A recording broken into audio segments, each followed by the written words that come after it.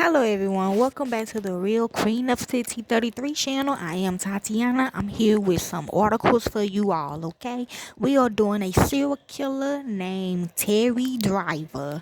Now the reason why I'm doing him is because we've been talking lately. Now remember, yes, you can say, okay, he was assassinated in 2021 during the riots, during the war, okay, to start World War III. Okay, he was assassinated. You can say somebody got assassinated on the bad side and the good side. Okay, like the military had to go kill, assassinate um the terrorists, then we can. Okay, so it's on good side, bad side. Okay, so he came to me the other day because on my block, which is the military block, okay, also he got people, okay, so he's the type of serial killer, okay.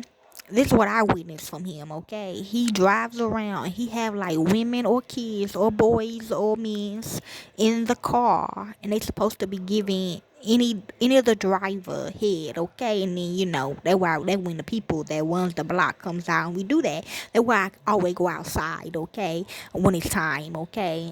Yes, they do. He got other people, but he wants me to go ahead and do it because he already talked to us about it. We already got one of the keys, but he just want me to go ahead and do it. I'm gonna go ahead and do it for you all, okay. So he is the Terry Driver serial killer. Okay, he was a Canadian murderer who attacked two teenage girls with a baseball bat, killed one, then taunted police in Abbotsford, British Columbia with letters and phone calls. Okay, yes. So they gonna change it around, but this is what I witnessed of him and his crew do, okay? So, but yes, I'm hearing yes though.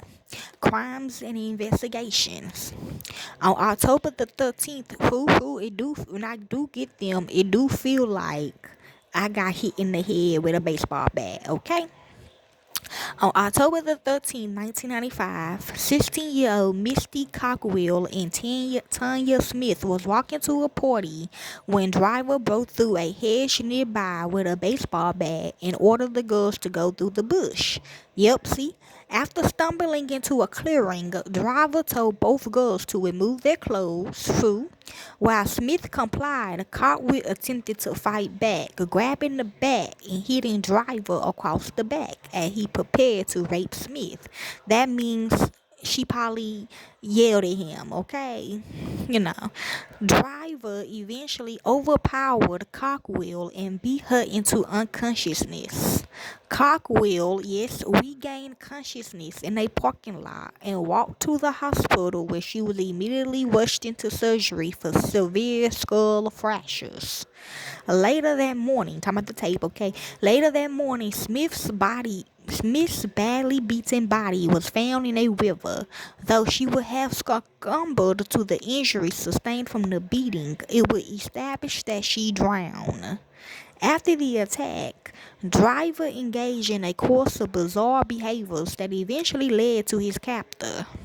True, he made a series of telephone calls to police and emergency services in which he refused to give his name, but clearly identified himself as the killer and threatened more crimes. See, which he do, okay? He came a couple months ago, but I know I'm late with it, but I'm not late with it because it's the day he wanted, okay? But yes, he is cooperating with us, okay? Driver, whose father has been a police officer, yes, had an obsession with scanners and used one to monitor police responses to his telephone calls, which we always on time. He attended the funeral. No, not really, okay? Maybe the new people is, okay? But I don't think so, okay? Especially like his kind, like the Caucasians. Now the African Americans, maybe not. The other day I seen an African American that's on his team, was supposed to be on his team, I guess 'cause they know each other. This person, they threw a body outside the car, y'all. I was like, what the hell? Okay, he attended the funeral of Tanya Smith and then later stole her tombstone, wrote a threatening message to Cockwell on it, and then put it on the hood of a car belonging to a radio station. He also threw a winch with a note to police through a stranger's front window. Yup, the note mentioned 3 other similar assaults for which he saw credit. He had left a thumbprint on some tape around the package, and he had left DNA on the body and a bite mark on the victim's breast. Police arranged for the broadcast of recordings of the telephone calls, and driver's brother recognized his voice. Literally, like, I don't know. I think I typed in. I don't know. I really don't remember how I did it, y'all. But I probably did hear his voice, or I heard that some recording killers that drive cars, okay, and do this. So yes. His mother concurred in the identification. Police determined that driver's thumbprint matched the one on the tape, and he was arrested in 1996. Yes, amen. Trial and imprisonment. After his arrest, driver denied that he had beaten the 2 girls. He claimed he had happened upon them after the crime, raped the unconscious Tanya, and thrown her body in the river. He claimed he had driven Cockrell to the hospital. At trial, he did not raise an insanity defense, but claimed he had Tourette syndrome, obsessive compulsive disorder, and attention deficit disorder. Yes, I can see that on him, and urged these impairments to be considered to explain his actions. He used this argument to explain that the confessions he gave were false and the product of his disorders. Because of the emotional response that was inevitable in a trial, Driver elected to be tried in front of a in front of a judge instead of a jury. The judge was unpersuaded by Driver's arguments, and he was convicted in 1997. Yep. Now, of the first-degree murder of Tanya Smith and the attempted murder of Misty Cockrell, declared a dangerous offender and received a mandatory life sentence from Judge Riley O'Pala. He appealed,